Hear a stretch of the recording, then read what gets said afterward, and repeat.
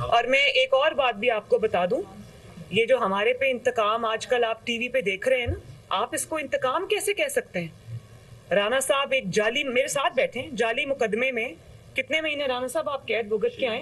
6 ماہ. اور جس قسم کی وہ ان کی تصویر تھی ایک سیل میں کھڑے ہوئے, جس قسم کی ان کی قید تھی, یہ لوگ تو ابھی ان کو تو ہاتھ ہی نہیں لگے, ان کو تو کسی نے انگلی نہیں لگائی. اب میں 5 مہینے 2 دفعہ قید میں رہ کے آئی ہوں, ڈیتھ سیل میں رہ کے آئی ہوں. نواز شریف صاحب 1 سال قید بھگت کے آئے ہیں, اور باقی ہماری جماعت کے سارے لوگ نہیں, ہماری جماعت کے باقی لوگ ہمارے ساتھ جو سلوک ہوا, ان کو تو ابھی 2 دن کی قید میں ان پولیس والوں کے گلے لگ کے یہ رونے لگ گئے. تو ابھی تو انصاف ہونا شروع ہی نہیں ہوا, انصاف تو ابھی ہوگا انشاءاللہ. حکومت میڈیم اس وقت جب ہے پارلیمنٹ میں بھی آپ بیٹھے ہیں, کیا ایسی کوئی قانون پابندی یا کوئی جو آپ سمجھتے ہیں کہ اس میں ماضی سے سیکھنا چاہیے؟ دیکھیں, میرا خیال ہے کہ عوام کے اندر اویئرنیس اتنی بڑھ گئی ہے, اور پچھلے 4-5 سال میں جو عوام نے دوہرا معیار دیکھا ہے کہ ایک معیار جو ہے وہ نواز شریف صاحب اور مسلم لیگ نون کے لیے, اور ایک معیار جو تھا وہ لاڈلوں کے لیے تھا.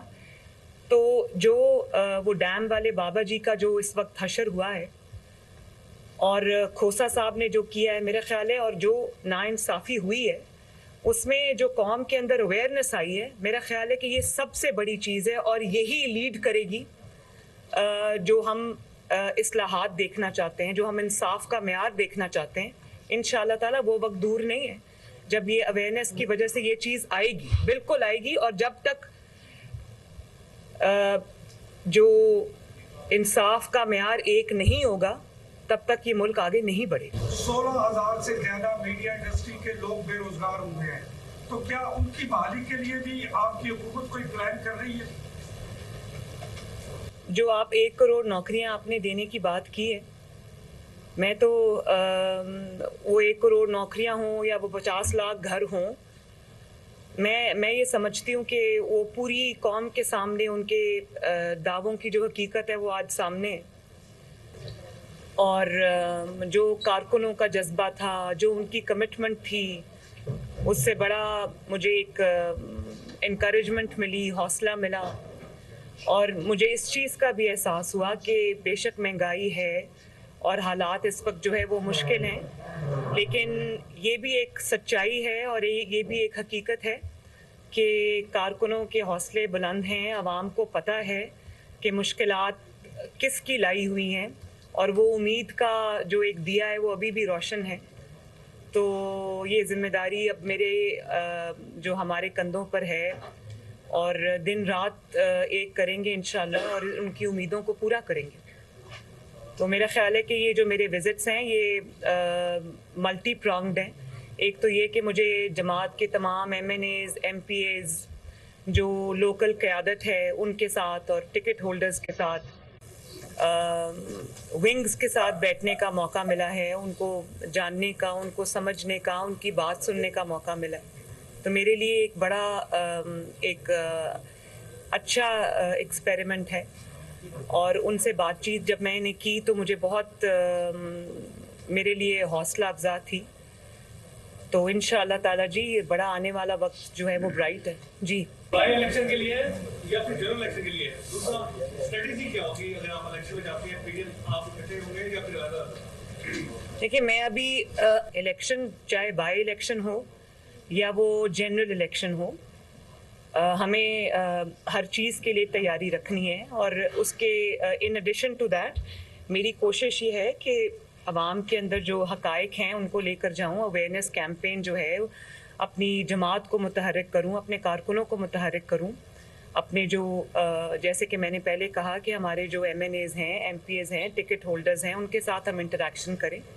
تو یہ سب کچھ جو ہے وہ کلمینیٹ کرے گا انٹو الیکشن کیمپین, چاہے وہ پھر بائی الیکشنز ہوں یا وہ جنرل الیکشنز ہوں. تو تیاری تو ہم نے بالکل شروع کر دی اور پورے زور شور سے شروع کر دی ہے. جی, یہ بتائیے گا کہ عمران خان صاحب نے جو کچھ کہا, جتنے بیانات انہوں نے دیے, ان کے خلاف آخرکار کیوں کارروائی نہیں ہو سکتی؟ کیا وہ اتنے زیادہ لاڈلے بن چکے ہیں کہ وہ آئین بھی توڑیں, جو کچھ مرضی کریں, لیکن ان کے خلاف کارروائی نہیں ہوگی؟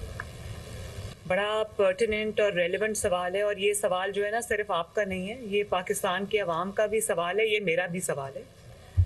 لیکن اس کا اب جواب ذرا تحمل سے سنیں، اور یہ جواب جو ہے نا یہ مس کنسیپشنز پہ بیسڈ نہیں ہے، یہ ریالٹی پہ بیسڈ ہے جو پوری قوم کے اور آپ سب کے سامنے ہے. بات یہ ہے کہ نواز شریف صاحب جب 2017 میں ان کو ایک اقامہ پر نکال دیا گیا، اس کے باوجود جس طرح سے 200 سے زائد پیشیاں انہوں نے بھگتی، میں ان کے ساتھ ہوتی تھی. یہ جو پاناما کیس چل رہا تھا اس میں ہفتے میں 5 دن، کبھی 6 دن ہم نیب کے کورٹ میں پیش ہوتے تھے. ایک دن کی چھٹی ہوتی تھی، وہ سنڈے تھا. اور کس کیس میں؟ اس کا نتیجہ کیا نکلا؟ بیٹے سے تنخواہ نہ لینے پہ اقامہ پر آپ نے نواز شریف صاحب کو گھر بھیج دیا. اور آج یہ بدنام زمانہ کیس ہے، ایک داغ ہے جو پاکستان کی تاریخ میں ہم لوگوں پر لگا ہے کہ ایک منتخب وزیر اعظم کو آپ اقامے پر گھر بھیج دیتے ہیں، اور اس کے لیے، اس فراڈ کے لیے اس کو آپ نے سینکڑوں پیشیاں جو ہے اس نے بھگتی اپنی بیٹی کے ساتھ. ہفتے میں 5 دن، 6 دن، اور کئی بار ایسا بھی ہوتا تھا کہ ہمارا 12-1 بجے عدالت ختم ہوتی تھی، 3 بجے ہمیں دوبارہ بلا لیا جاتا تھا. ایک دن میں 2 بار ہم اسی عدالت میں دوبارہ گئے. تو دوسری سائڈ پہ جب میں دیکھتی ہوں وہاں اقامہ نہیں ہے، وہاں پر جو بیٹے سے تنخواہ نہ لینے کا فراڈ نہیں ہے، وہاں پر اصل جرائم کیے ہوئے ہیں اور ہیرے جواہرات لیے ہوئے ہیں. فورن فنڈنگ میں اسٹیبلشڈ ہے، صفحے بھرے پڑے ہیں ایویڈنس کے کہ باہر سے ناجائز پیسہ آیا اور اس کو چھپایا گیا، اس کے بارے میں جھوٹ بولا گیا، مس ڈیکلریشنز دی گئیں. پھر اب جو کیس عدالت میں چل رہے ہیں ان میں جو آئی اوپننگ ایویڈنس ہے، لیکن آپ یہ دیکھیں کہ ان کو کوئی ٹچ نہیں کر سکتا. وہ عدالت میں آتے نہیں ہیں، کبھی ایک بہانہ کر دیتے ہیں، کبھی دوسرا بہانہ کر دیتے ہیں. تو کیا یہ سہولت نواز شریف صاحب کو حاصل تھی؟ کیا یہ سہولت مریم نواز کو حاصل تھی؟ کیا یہ سہولت مسلم لیگ نون کے باقی لیڈرز کو حاصل تھی؟ تو سوال تو کرنا بنتا ہے کہ ابھی تک ایک انسان جس نے جرائم کیے ہوئے ہیں اس کو ابھی تک کیوں ایسے کرنے کی اجازت دی جا رہی ہے کہ وہ جب چاہے عدالت میں پیش ہو جائے، جب چاہے وہ خط لکھ کے بھیج دے کہ میں نہیں آ سکتا. تو ایسے تو بات نہیں بنے گی نا. لیکن پھر بھی میں یہ سمجھتی ہوں کہ مجھے ابھی بھی یقین ہے کہ انشاءاللہ تعالیٰ قانون اپنا راستہ لے گا، اور جو جرم انہوں نے کیے ہیں ان کی سزا ان کو بھگتنی پڑے گی، بھگتنی چاہیے. ورنہ یہ جو ون سائیڈڈ انتقام ہے نا، پھر اس کے اپنے ریپرکشنز ہوتے ہیں. میڈم آپ یہ بتائیے گا کہ آپ نے